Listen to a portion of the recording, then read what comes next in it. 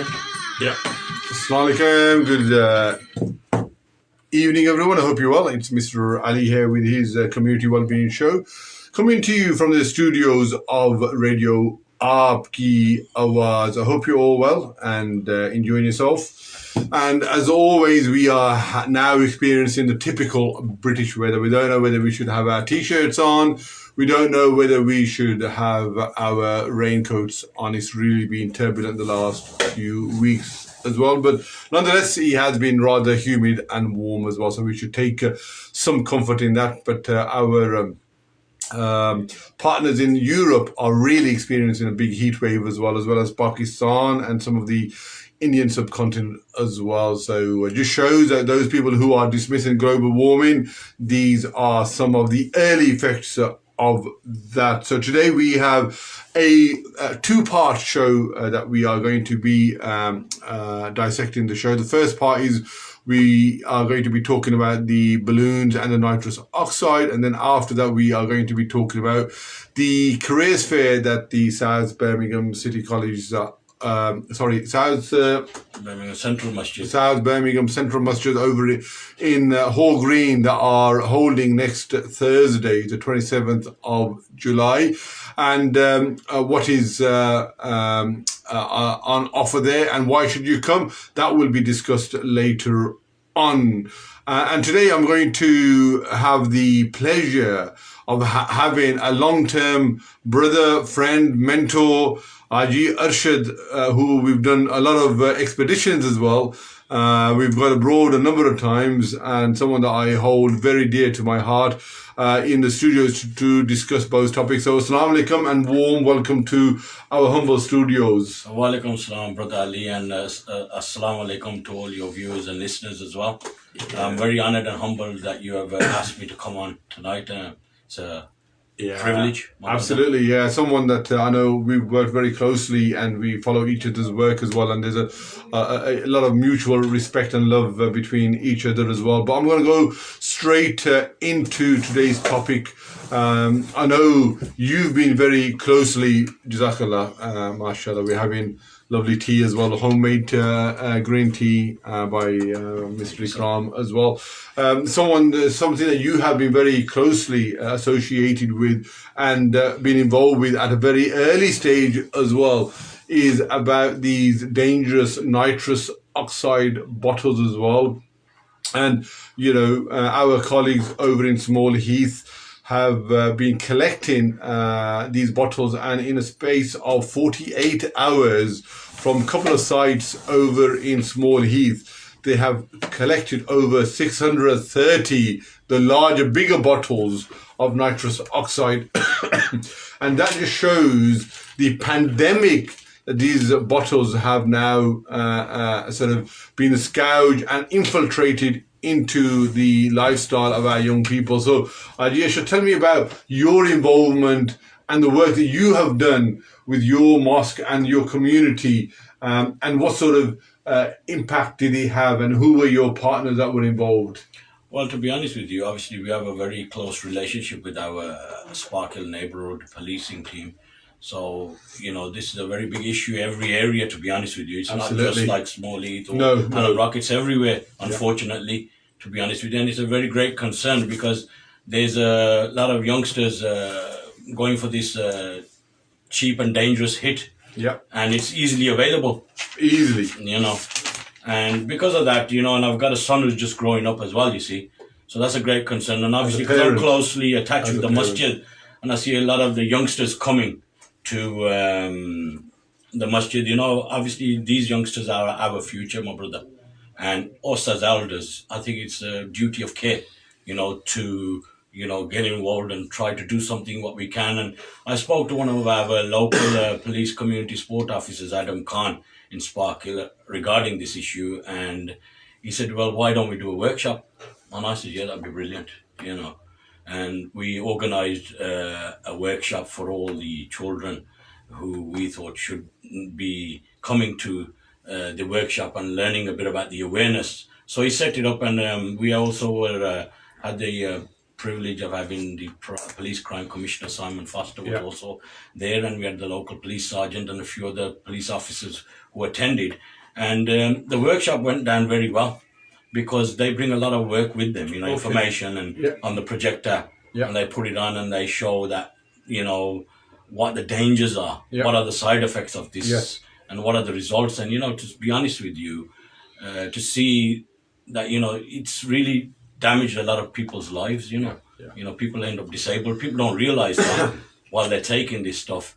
I mean, there was a time when you look on the street, you're seeing these smaller silver bottles. Now it's getting to the bigger level now, like the bigger bottles. Now, when I'm looking on social media and you go around and you're walking around on the streets, you know what I mean? What you're seeing now, it's very alarming and distressing what you're seeing. And then, like, people are talking about, there's a lot of shops, obviously, these 24-hour shops. Yes. This is something the council should crack down on, We've spoke to local enforcement officers as well regarding this issue, and they're aware of it. I think, it needs to be dealt with at national level, to be honest with you. And the government has to crack down and make some kind of law. Yeah, no, absolutely. A couple of things I want to just pick up, if I may. So when you had the collective effort from PC, SO, the local Simon Foster, who is the West Midlands Police Crime Commissioner as well, and they displayed all the information and presented the data to the young people.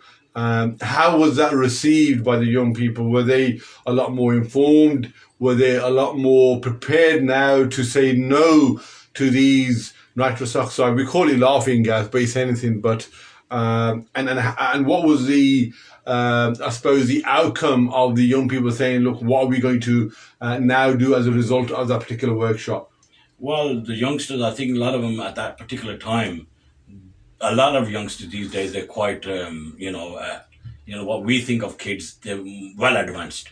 Informed, they are. They're well advanced and well informed. So majority already knew about this thing, and maybe some of them who didn't, they seen what happens. But I think a lot of them were more, looking at when they realized, when they listened to, like, there was one particular girl on there who actually was taking this nitroxide, and she actually ended up disabled. She's in a wheelchair now. Oh, wow. So she's obviously gave her statement in this little short film. So I think when the youngsters see that reality hits home, doesn't it?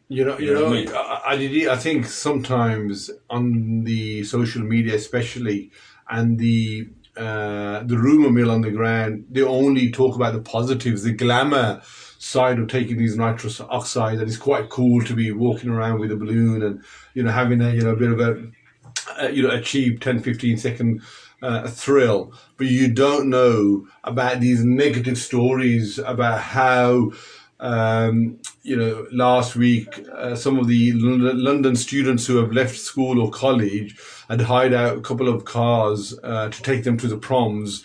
And beforehand, the driver, who was older, obviously, was openly in the middle of the day, broad daylight, parading that he's now snorting or sniffing, inhaling this nitrous oxide. No embarrassment, quite openly, brazenly walking around. And then 5-10 minutes later into the video, they show that he his car veered into the oncoming traffic, and it was a head-on collision, and they were both traveling 60-70 miles an hour, and he collided into a Royal Mail van.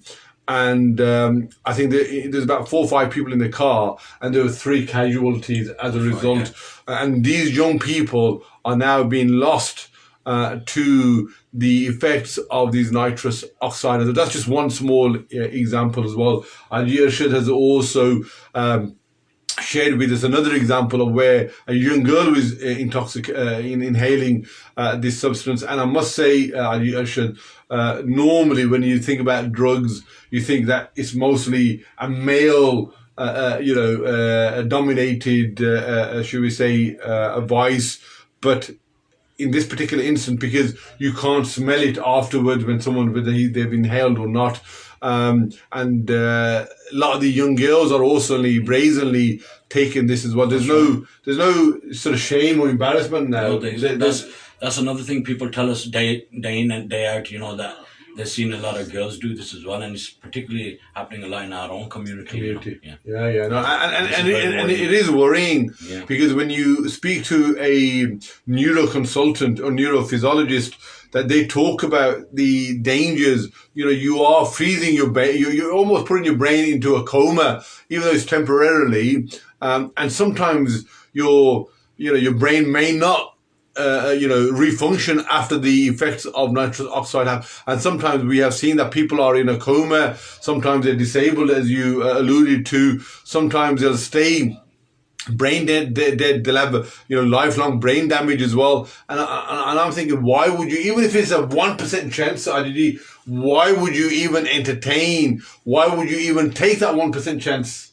Yeah, well, the problem is there's a lot of lack of education, to be honest. This is the problem, to be honest with you. But it's like, as I said, I didn't know much about it until I watched the videos, on the projector. Sure. And then obviously I'm listening to health professionals telling us about it. And then when I've seen actual people who take it, like the girl, and then she's paralyzed now, then you realize the dangers. But like I said, like those children in the madrasa now, for example, if they didn't know, they sure do know now. Yeah. Do you know what I mean? Because they've had that educational program. Absolutely. I mean, we can't stop anybody, but we can try to inform and make them educated. Aware them. A bit of awareness. That's right. So they have the confidence to say, no, I don't want to partake in this. There is a negative aspect to these nitrous oxide, and I have been to a workshop, and I'm going to say no because I don't want to jeopardize my future. I don't want to jeopardize my health. I don't want to bring any sadness to my family and to my loved ones. So I'm going to pass on this as well. So I think just a couple of comments coming. Assalamu alaikum, Haji, how are you? MashaAllah, Javed Doctor, lovely to have you on board as well. What kicks do these youngsters get from sniffing or inhaling this laughing gas? So one of the things that we are working on as a radio station is we are in the process of trying to get, and this is an appeal as well, to anyone that may be listening or watching, if there's any person that has experienced this, then we would love to have you on our radio station, and we can conceal your identity. You don't have to be appearing on the video. We just want your experience, and we can have you off camera, and we want to get a first-hand witness of or a testimony of what it's like to have that intoxicating effect with this laughing gas as well. So that appeal goes out. So what my understanding, Haji, in terms of answering your question, and I'll also open up the question to Haji Arshad as well, is that you have a very small, fleeting, euphoric feel. It's like a high or a buzz that you get. Some people also said that it's very similar to cocaine as well. It gives you quite a high when you inhale this nitrous oxide. I don't know whether you can add more information to that, Arshad. I think you've actually addressed it well there, and there's something there because obviously there's a lot of people now, as you said earlier on when you said about the kid who was driving. Yes. There's a lot of these accidents are related to all this. Absolutely. So there's something there, isn't it? There, yeah. I mean, I seen somebody the other day do a really dangerous maneuver in front of me. Yeah. And as he cut me sort of up, my younger brother was sitting and he says, oh, the guy's got a balloon on him as well, and then you're thinking, no wonder he's doing stuff like that, It's a very sad state of affairs, to be honest with you, It's almost like your sense of awareness, your distance, everything, your sort of your filters, your barriers, your sense of common sense, that height of you get of when you are in a stressful situation as well, that fight or flight, that all goes.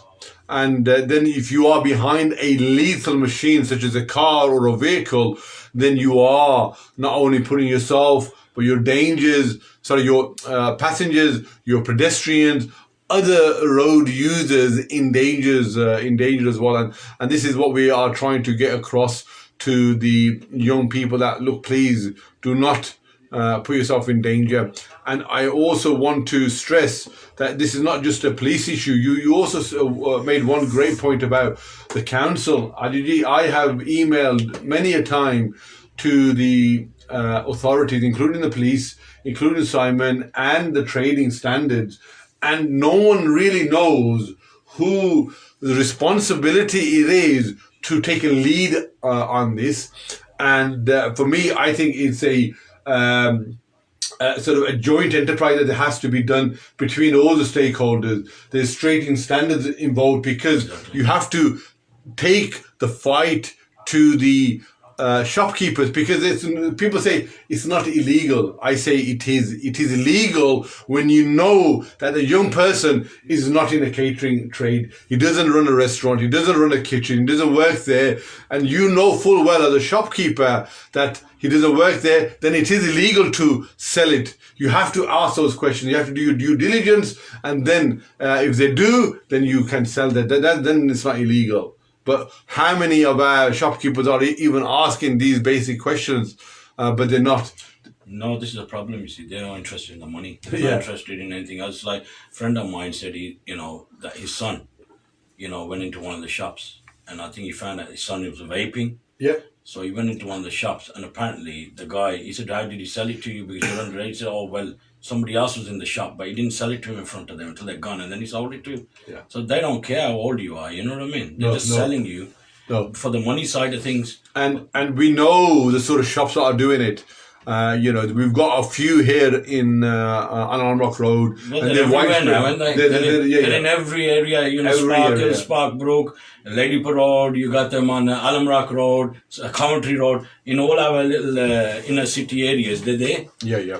What they are doing, Haji Arshad, is they are selling single cigarettes to underage children, to school children. They are selling vapes, which is big business now, to underage children, and they are selling these nitrous oxide bottles as well. And they are apparently a £38 a bottle.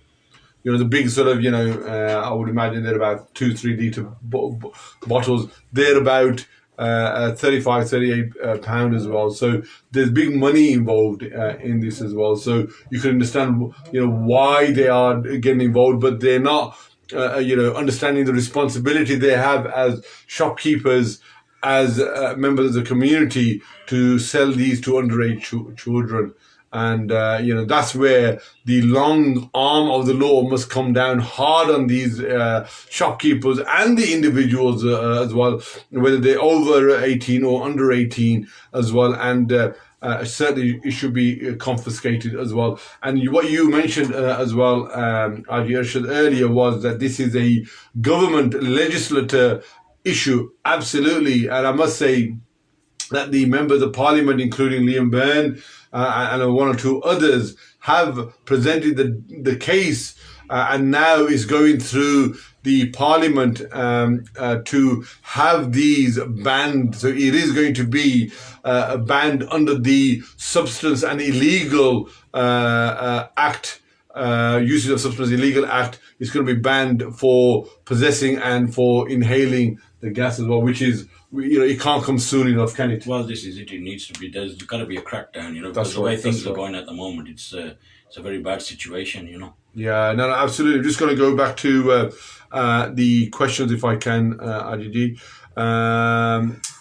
Uncle Safraz Ali, thank you, sir. Brother Muhtaram Shah, Muhammad Ashfaq, how are you? Muhtaram Shah, Assalamu alaikum, my dear brother Batman. We need you to take up this issue. Muhtaram, I know you are a great community champion and advocate. We need you to also talk about this as well. Can you also confirm if this issue of laughing gas is only confirmed, is confined to the... No, that's a good question, actually. Is this confined just to the Pakistani community, or is it widespread? I don't know whether you are able to share any info on that. I think it's widespread, isn't it? I don't think it's just an issue here, but we know more about it here because we're here in this community. That's right. But obviously on social media we've seen it.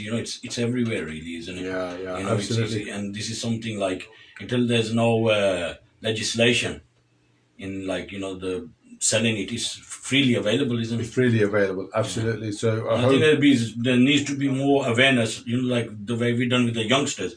I think a lot of people need to touch. As soon as we done ours, we had a few masjids start doing it. Yes. And I think this is a very good thing, because when we're part of a masjid, this is not just a place of worship, my brother. These are places where we should be able to outreach to everybody. Doesn't matter what subject we're talking about, anything what concerns the local community, we should be there to help them. Because the community puts the money into the masjid. And why do they put the money into the masjid? for the community. If it sits in the bank, it's no good, my brother. I'm sorry to say. When I was chair of Woodlands Road, I always tried to do what I could for the community. I mean, we've moved away from there. We're at South Birmingham. I can't take a very big leading role because of my health, as you know. I had a heart bypass. Yes. But I still get involved where I can. And people do approach me. And whoever approaches me, my brother, it's my nature. I will try to help them. Yeah, I know. And that's the way it should be. We should be doing stuff because this future of these children is our responsibility. And if we don't do anything, then, the future is very bleak. Yeah, no, well said as well. And I know you always put the community interest first as well. And I think this is where our faith leaders with the health profession, with the training standards, with the local police authorities as well, have to play a vital combined role as well. And what we do need is we do need young people to be part of that conversation. They can't just be on the outside and only involved when we are delivering the initiatives. They need to be involved from the day dot as well. Further on, if I can say, it needs to be banned, full stop. No ifs, no buts. Well said, Mr. Shah. Is it legal to inhale or sniff the laughing gas? Please advise what is the laughing gas used for in the correct place. So there's two main reasons why industrial or commercial nitrous oxide is used for. One is, we know in films like Fast and the Furious, whereby it gives you added oxygen into the fuel, and that gives you an added velocity and added speed into your vehicle.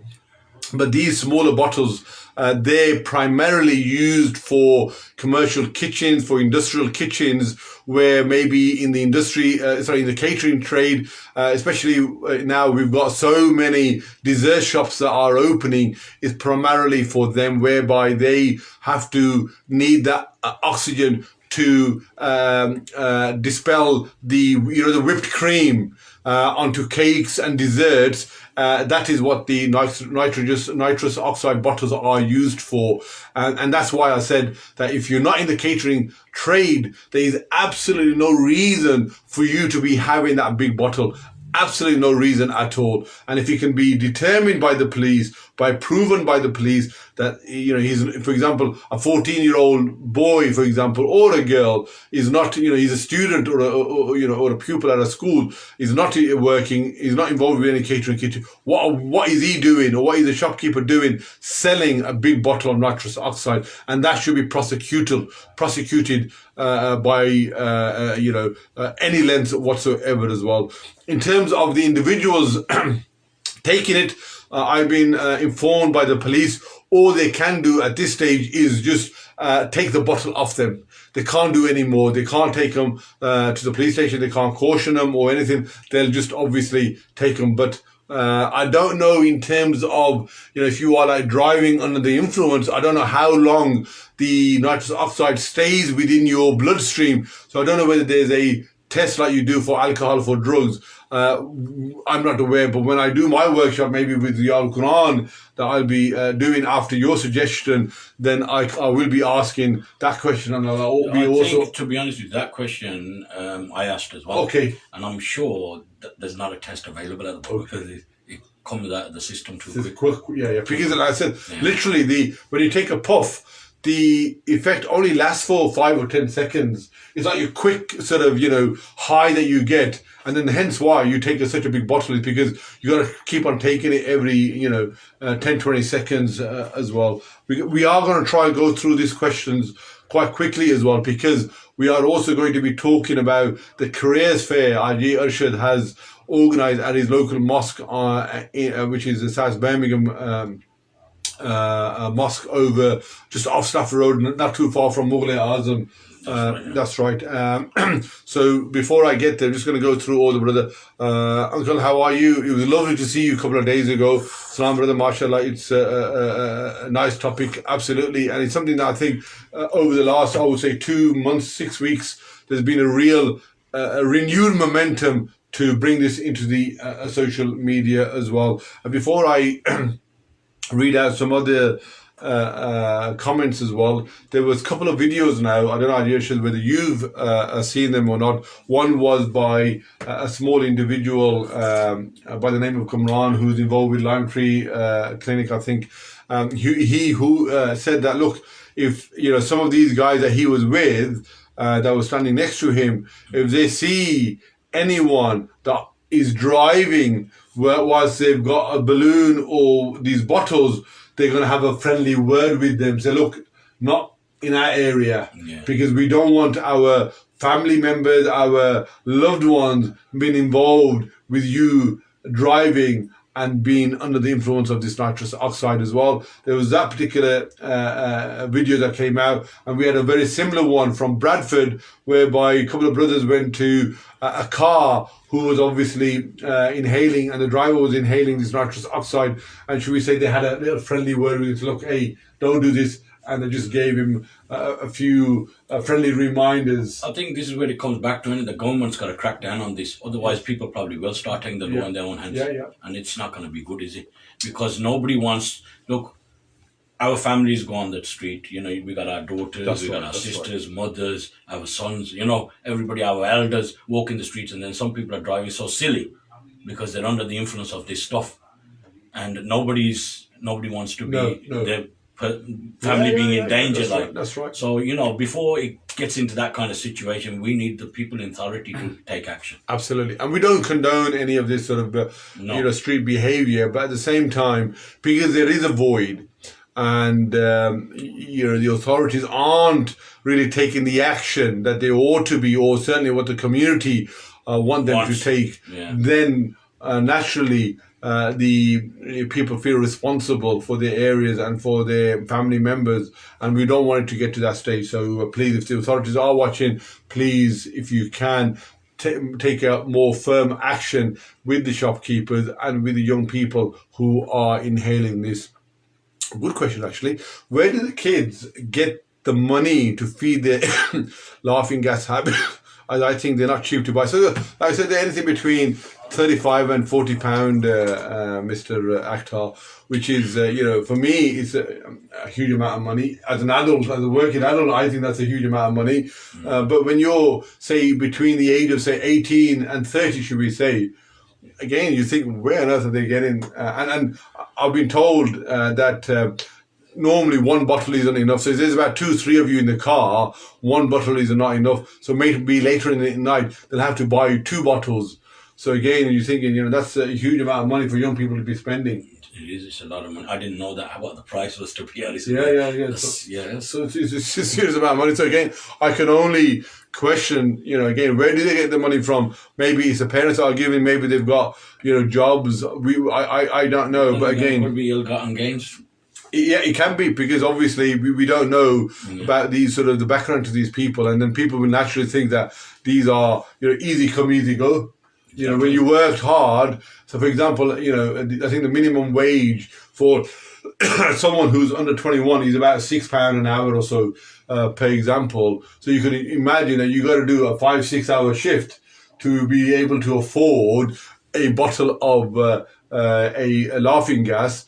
And, so 7 hours shift, you'll just spend all your day's shift just on a laughing gas. It doesn't make sense to me as well. So again, I don't know how or where they get the money from. I know some of our parents as well, they're very liberal with their money. And again, you got to be responsible, and you got to know what your children are spending your money. You can't completely, as parents, and again, as parents, we haven't mentioned this, as parents, we have a real responsibility to know what our children are doing, what time they're coming home, and who are they hanging around, and what they are doing in their spare time as well. And too often than not, we keep on asking the elected representatives, we keep on asking our faith leaders, our doctors, the council, but anyone and everyone except for ourselves. That's true, yeah, of course. But that's it, we got a responsibility. You should know what your child is asking for the money. If he's asking for money, you want to know what it's for. That's right. That's right.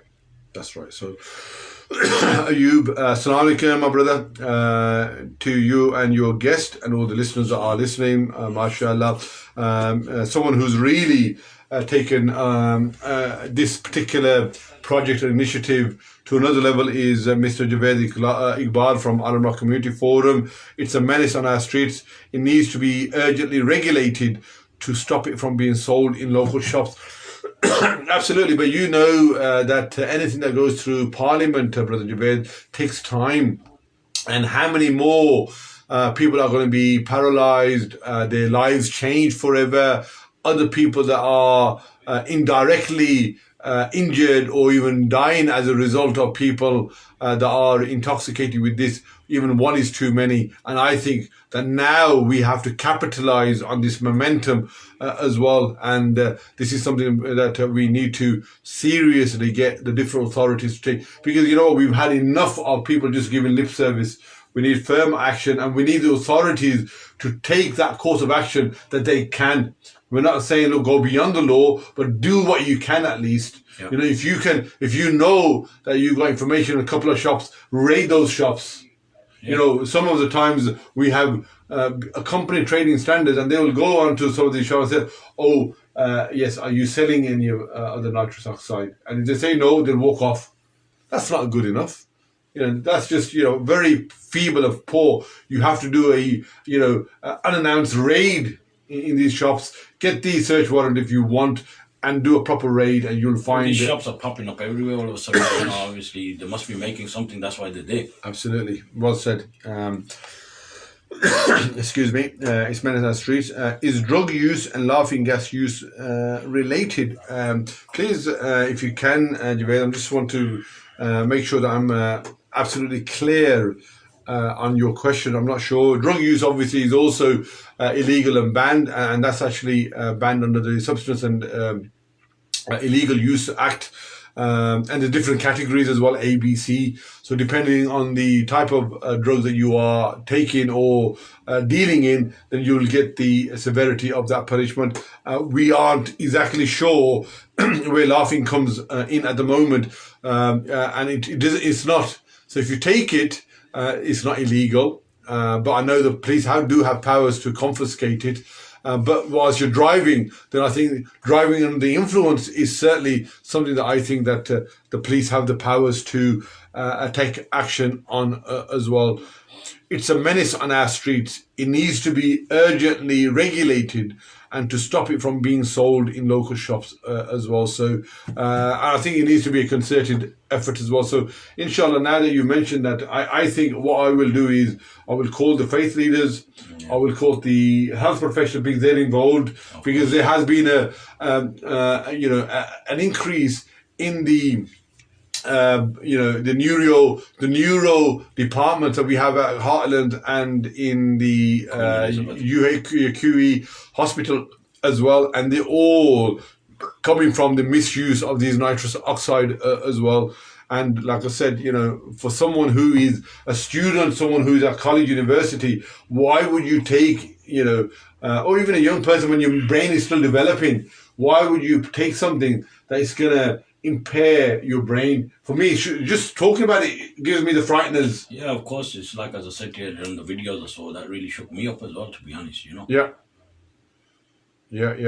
Okay, time. We highlighted the issue 8 years ago with Brother Wajid Hussain Blathi, who said how it is back then. 8 years later, we're still getting the same answers.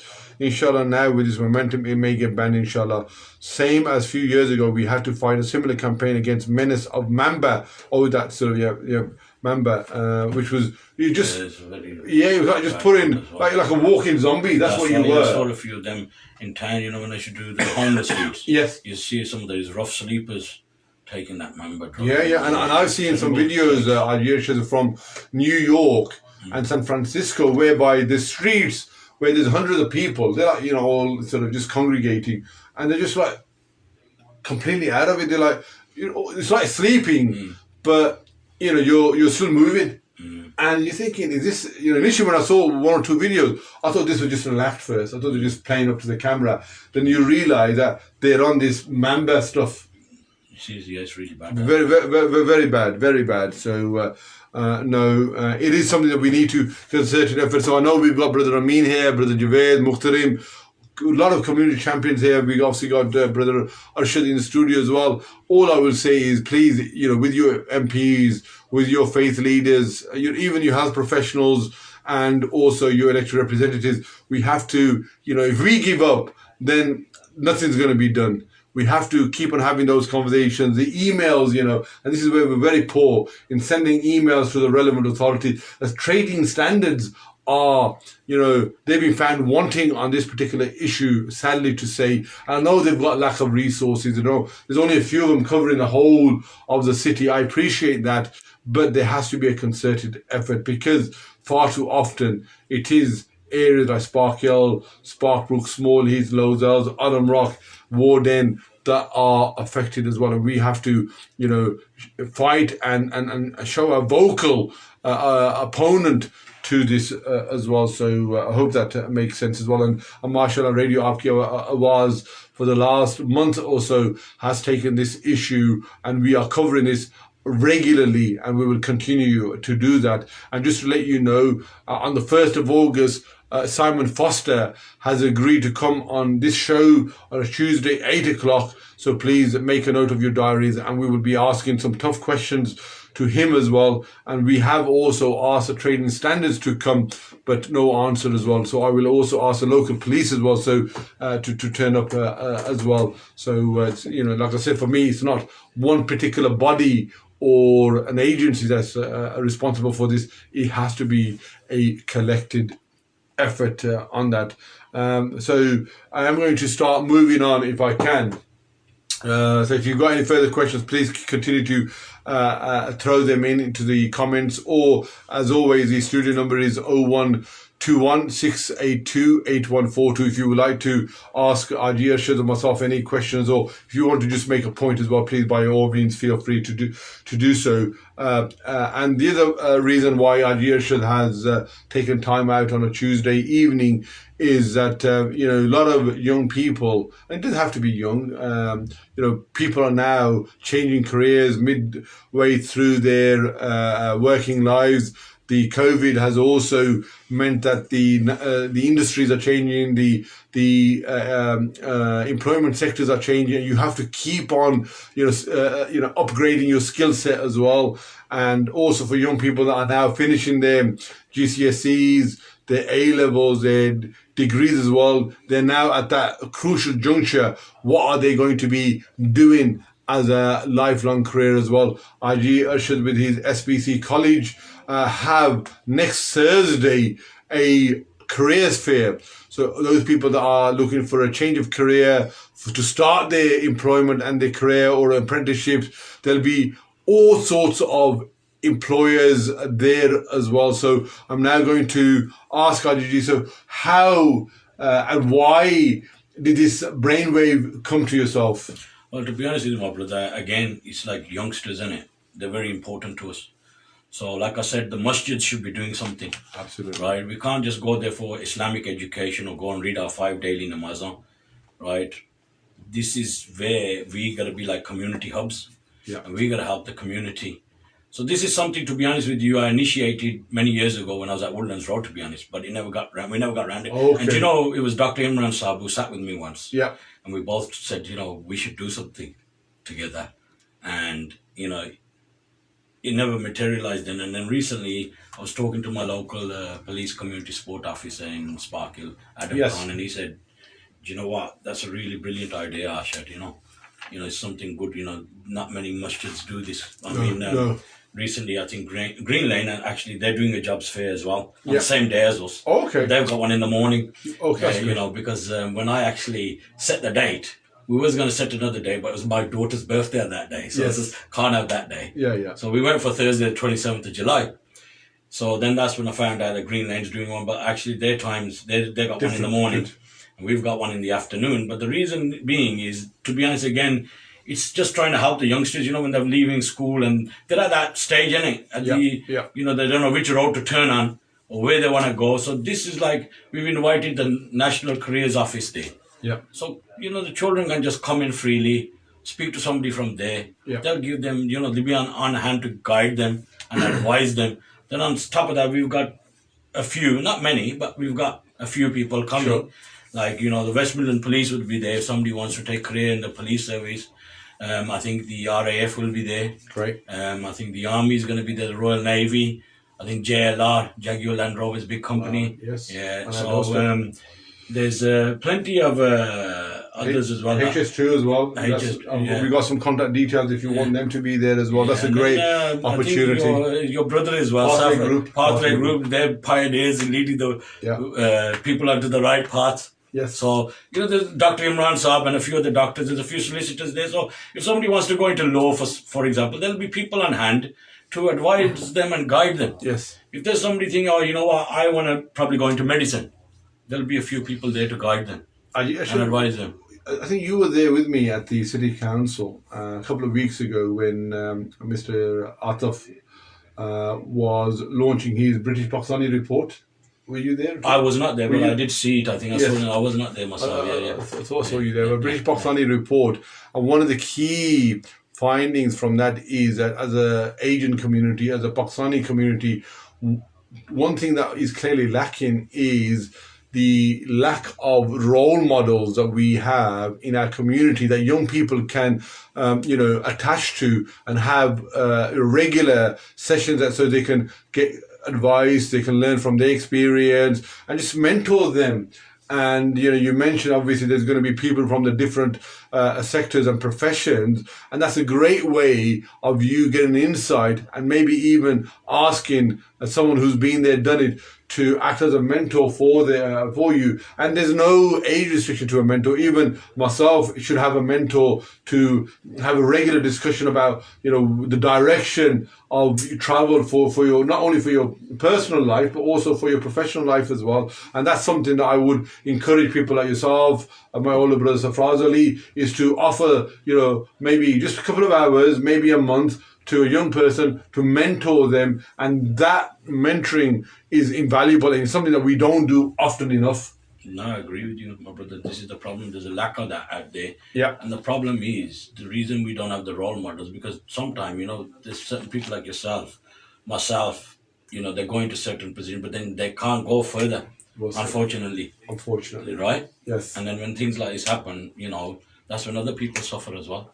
Absolutely. So sometimes the right people don't get to get. Well said. And I'll be brutally honest about it. I know exactly what you're referring to, and I think this is the sort of thing that they need to think about. Those people that are, pulling legs, should we say, is that you're not just, impacting on one person's life. You're impacting the whole network, the whole circle, because we are all about changing lives for the better. We are all about uplifting the community. Unfortunately, people just can't see that or don't have the same vision as brother Arshad here as well. So we've got. Tell us more. So, what's the starting time? When would you like people to start attending? Yeah, they can come. The start time is from 4 till 7. Yes. Yeah, so they can feel free to come in between any of that time. Yeah. No, absolutely. So 4 to 7 as well. So I would like to also shout out. So if you are a employer, or you have any contacts with a large employer, or maybe even an apprenticeship provider or a further education college, then please contact us on the studio 0121-682-8142, or we will continue on a regular basis now to give the contact details of yourself. Arshad, if you're okay, please by all means give your phone number as well. Yeah, no, what it is, my telephone number is 0757 839 2745. Anybody can feel free to ring me. More than welcome. I really appreciate the fact if there is anybody out there, any employer, anybody who's got any apprenticeships available for the youngsters, they can feel free to come and set up a stall on the day. Absolutely. We don't mind. It's at South Birmingham Central Mosque, which is 1 College Road, Moseley, Birmingham, B13, 9LS. And it's just off the Stratford Road. As soon as you get onto College Road, if you're coming down from Hall Green on the Stratford Road and you go onto College Road, it's the first building on the left-hand side, so you can't miss it. Yeah. Anybody feel free to come and see us. Or ring us and they can join up and set up a stall. We don't mind. The more the better for the kids, you see. Absolutely. So just to repeat what Arshad said. So you see SBC Masjid, and it's a community craze afternoon on the Thursday, the 27th of July, so next July, from 4 to 7 p.m. And so just the address is 1 College Road. Take the postcode, please, B139LS. Okay, and we'll give Haji Arshad's phone number again right at the end as well. So if anyone wishes to contact him directly. And just to answer your question there, we have invited people from the different professions. So the one that you mentioned, example, a solicitor, accountant, doctor, engineers, a number of those will be there just talking about their careers, their professions, some of the challenges that they had to go through, and also the entry criteria for doing those courses, and what are the further challenges once you've graduated or complete the course as well, because getting a job in this day and age as well is not easy. Because I know one of my friends' son, who's a dentist, was qualified as a dentist after spending, I think, 5 years at university, medical school at Birmingham. He has now got a place in Slough to do his, practical experience in dentistry as well, because there was nothing here local. So it just gives you an idea of how competitive it is. So we don't have anyone from the dentistry field, but if again, we don't have all the answers. If you've got anyone in the different professions, like maybe an architect, or a health worker, if they want to come and have a stand there, have a table. Teaching, teaching profession. I don't have no one from the teaching. Yeah, so teaching profession. Teachers want to come, set up, and guide youngsters who probably want to take a profession in teaching.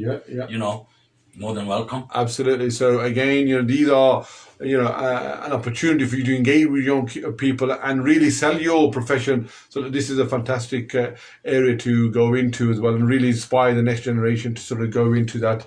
So inshallah, alhamdulillah, I am going to, just for your information, someone just asked that, with my information, I shouldn't be asking anyone about numbers. I have already given just a couple of numbers for, the West Midlands Metro Mayor, Mr. Andy Street. I will also pass on any details from HS2. As you know, that's a big project that's going through from London to Birmingham as well, and I will also try to find a teacher to also turn up as well. So we want to make sure that whoever comes, there's a real varied, because not everyone wants to be doctor, not everyone wants to be a solicitor. There has to be even care workers. They may be, they want to be, I don't know, sports related. They want to be, we have spoken to somebody at Birmingham City Football Club, but it's not been confirmed yet. So there might be someone from. So maybe a fitness aspect as well. So rest assured that between me and Haji Arshad, we'll make sure that we try and get a real diverse and varied different presenters and exhibitors there as well. This is our first one, but inshallah we will do it again. This is a learning curve, Yeah, and it absolutely. will get probably bigger and better the next time we do it. Yeah, and what I will say is, Javed, I know you work for the Birmingham City Council as well, with your contact, and if you would like to come for the afternoon after you finish work to talk about the civil service as well, or working for the local authority, that would be a great gesture on your part as well. I know how much time and effort you give to the local community as well. We are now coming towards the end of the show. As always, I'm now going to ask Haji Arshad just to give us a summary and your final conclusions about what you're hoping to achieve and why should people come next Thursday. And if you can also give your number once again, please. Yeah, we're hoping that, that local children, we're in the deprived areas. Nobody does nothing for these kids. Just have a job in it, like I said earlier on. So we can try to accommodate them to the best of our abilities. That the intentions are there. And inshallah, Allah, we believe in Allah subhanahu wa ta'ala. Yeah. And we want to help those children and whatever we can, and hope that they can get the right guidance on their own doorstep instead of them going somewhere else, Yeah, and they can feel like, look, that's not just our masjid. Look, they've reached out to us. Good. This is what we're trying to do. So we can do other stuff. Like, my brother, there's been COVID. I've had some health issues. But myself and yourself and people like Dr. Imran Saab and a few others, we can, do some other stuff in the future. So inshallah, there'll be more workshops coming at the masjid. Allah willing. I must applaud your vision and your mindset as well. Mosques like Green Lane, Lozell's, your SBC, Mosque on One College Road as well, and your previous work with Woodlands Road Masjid as well. You're pioneers in this real community collaboration. And other mosques, I can only speak for myself. We look at you, we try to replicate some of the work that you do. For example, we did a ghusl workshop about a month ago. That was after, obviously, looking at what other work has been done. And, we don't have to reinvent the wheel. And it's not about, copying what you do. If you do something good, it makes sense for me to see if I can do something similar or build on your feedback and your learns in other mosques. We're happy, if I do something and somebody else does the same thing, I feel it's good because somebody else is taking the initiative because they should. They should. It's not about copying each other. It's about learning from each other. Absolutely. To be honest with you, my brother. And like I said to you before, the masjids, that old mentality has to finish. And who's going to change that, my brother? It's people like you, myself, are going to change that. The elders, mashallah, they built the foundations. They've done what they could to their capabilities or abilities. Right? Alhamdulillah, they built the foundations for us. It's for like-minded, broad-minded people with the visions now to come into these positions and try to do the best for the local communities. I'll give you my number once again, 0757 839 2745. Anybody can feel free to ring me if they want to regarding a store or any information about this careers thing. Or if anybody wants a workshop for this nitric oxide, I can talk to my local police and set it up for you in your area. It's not an issue. And thank you, my brother, for having me. No, absolutely. It's my privilege to have you here, inshallah, and hopefully we'll continue to connect and collaborate on a wider scale as well. Brother Iqbal, how are you, my brother? Hope you're well. Thank you for watching and for your support as well. MashaAllah, keep up the good work. Thank you for your support as well. Thank you, everyone. Hope you're well. So again, we are trying to get some young people to talk about their experiences when they take nitrous oxide. If you have anyone who is able to come onto the radio and their identity doesn't have to be present, it could be done anonymously, but we want to have that personal insight. I think that would be invaluable as well. So if you have got that, please ask someone, and I certainly want to make that happen as well. And remember, the 1st of August, I have Simon Foster coming into the studios of Radio Aapki Awaaz, and this will be the nitrous oxide will be certainly dominating that particular show amongst many other issues. As always, please continue to look after yourselves and each other. God bless, and see you soon. Assalamu alaikum. Wa alaikum salam. MashaAllah.